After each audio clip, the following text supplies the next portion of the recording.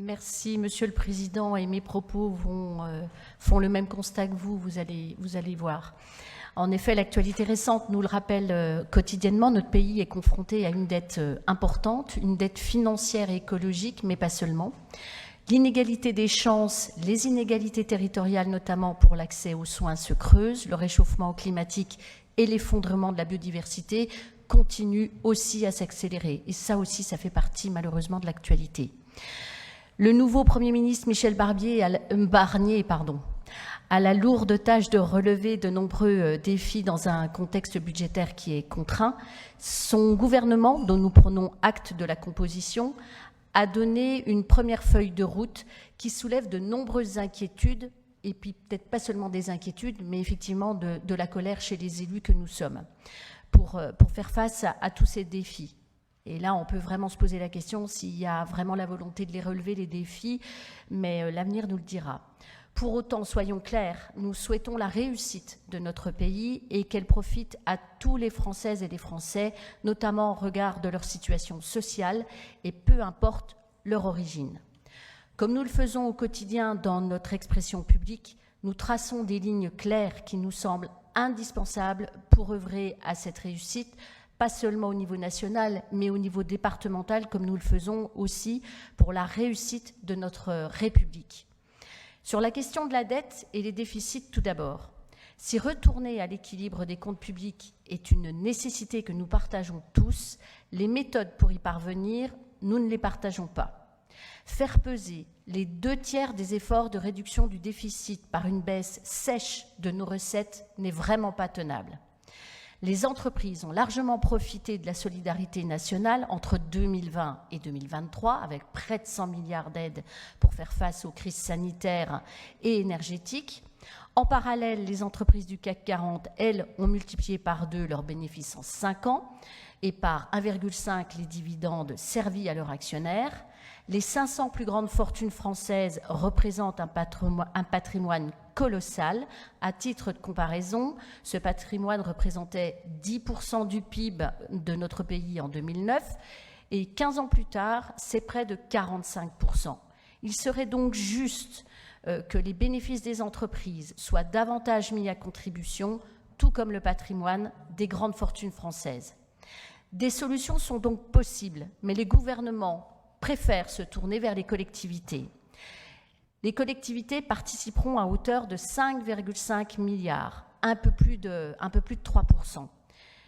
Effectivement, c'est impensable et intenable. La dette des collectivités, elle est stable à environ 9% du PIB. Un simple rappel, en 1993, la dette s'élevait à 8,2% du PIB, alors que celle de l'État représentait 32%.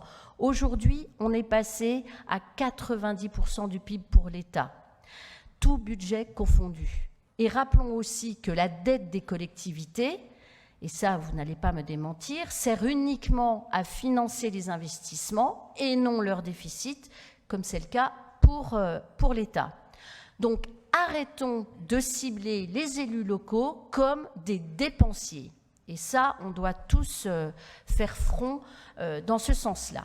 Rappelons également que ce sont les gouvernements successifs, depuis 2017, qui ont fait le choix de limiter les marges de manœuvre financières des collectivités et particulièrement pour notre département. Nous évoquons régulièrement le sujet dans cette Assemblée. Le transfert des compétences et les charges qui en découlent a, lui, bien eu lieu, mais sans possibilité de les compenser à leur juste valeur, vous l'avez rappelé. Il est donc profondément injuste de pénaliser les collectivités, particulièrement au regard des services qu'elles rendent à nos concitoyens, en local au plus proche de leurs besoins et de leurs attentes. Notre département verrait ainsi ses recettes ponctionnées par l'État, selon une estimation d'Intercommunalité de France à hauteur de 12 millions d'euros, mais vous avez effectivement réévalué le chiffre à 20 millions avec tout ce qu'on va perdre avec le FC, TVA et bien d'autres. Cela, effectivement, n'est pas tenable et mettrait en grande difficulté les finances de notre collectivité. Et bien évidemment, ce sont à nouveau les plus précaires qui en souffriront. Car oui, faire peser de nouvelles charges ou diminuer les ressources des départements pour combler les déficits d'une politique publique nationale, c'est renoncer à accompagner les publics fragiles et trahir ainsi notre idéal républicain. La Cour des comptes, dans son rapport du 2 octobre dernier, vous l'avez mentionné, pointait déjà la situation particulièrement difficile des départements qui sont confrontés à une baisse de ressources et une baisse des dépenses. Il y en a environ une trentaine, vous l'avez précisé. Et le principe de la libre administration des collectivités territoriales inscrit dans notre Constitution est gravement remis en cause par cet état de fait. Et nous espérons qu'en votre qualité de président des départements de France, vous prendrez toutes les dispositions réglementaires, juridiques et je dirais même politiques pour faire respecter ce droit.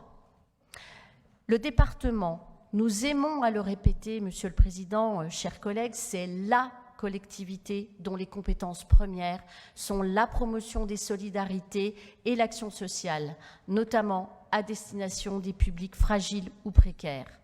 Nous sommes d'ailleurs très satisfaits de vous avoir entendu dire que la vie des gens ne se décide pas sur un tableau Excel et qu'il est temps de prioriser l'humain. C'est la position que nous martelons depuis toujours.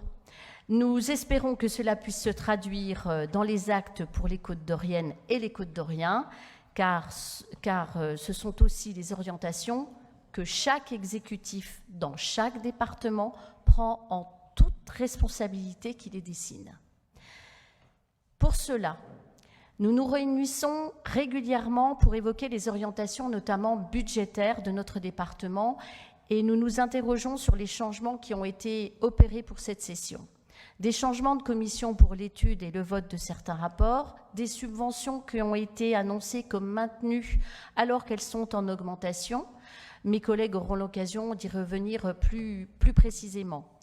Vous annoncez plus 2,1 millions d'euros de dépenses au titre du handicap et des personnes âgées et plus 1,5 million d'euros au titre de la protection de l'enfance au budget primitif, puis en deuxième commission, une hausse cumulée des dépenses handicap et personnes âgées de 3,7 millions d'euros et de 1,03 million pour la protection de l'enfance. On ne comprend pas cet écart et on aimerait davantage de clarté dans la présentation de ces décisions modificatives.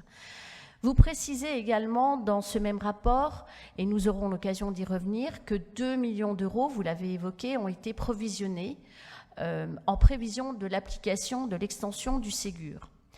Sur cette situation, l'extension du Ségur, rappelons-le, est une mesure d'égalité entre les personnels qui interviennent dans le champ du sanitaire, du social et du médico-social. Le gouvernement précédent avait décidé de réintégrer ces personnels dans ce dispositif de revalorisation salariale, effectivement de façon unilatérale. Si, à l'image des départements de gauche, nous partageons votre position de réclamer des compensations à l'État qui impose cette charge nouvelle aux départements, notamment, encore une fois, unilatéralement, nous nous opposons à une prise en otage des salariés du secteur.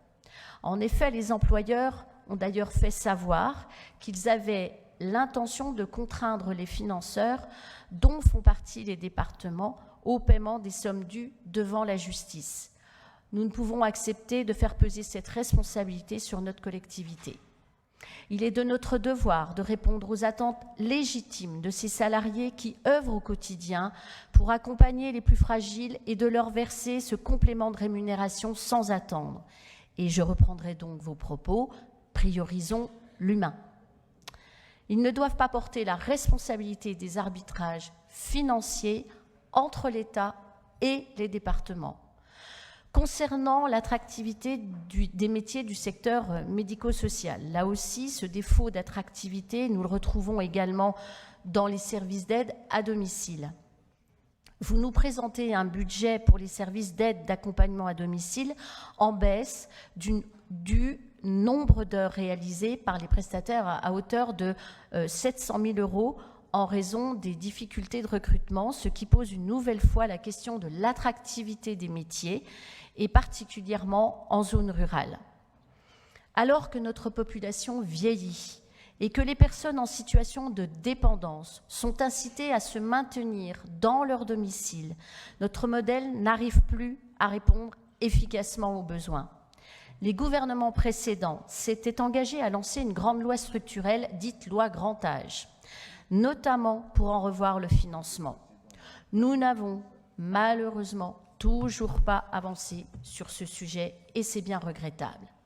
Je terminerai donc par un propos plus général, en associant notre groupe aux déclarations transpartisanes, je le précise, de Johanna Rolland lors du congrès de France Urbaine qui s'est déroulé la semaine dernière à destination de la ministre du Partenariat avec les territoires et de la décentralisation.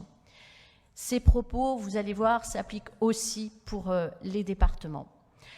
Je cite: « Si nous n'avons pas les mêmes recettes pour remédier au déficit public, ni les mêmes choix d'orientation budgétaire, nous sommes toutes et tous les élus avec la conviction que nos choix politiques doivent servir avant tout l'intérêt général.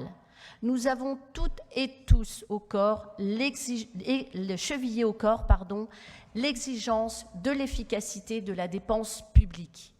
Ce sont les citoyens qui, par leur vote, nous ont donné la légitimité de disposer des marges de manœuvre politiques nécessaires pour travailler dans ce sens. Détourner les contributions locales des contribuables locaux, décidées par les élus locaux qui ont été démocratiquement élus, est une remise en cause frontale de la démocratie locale. » Fin de la citation. Et cela, nous, groupe Côte d'Or Terre d'Avenir, et je ne doute pas que la majorité départementale va se joindre à ce que je vais dire, nous ne pouvons l'accepter. Je vous remercie.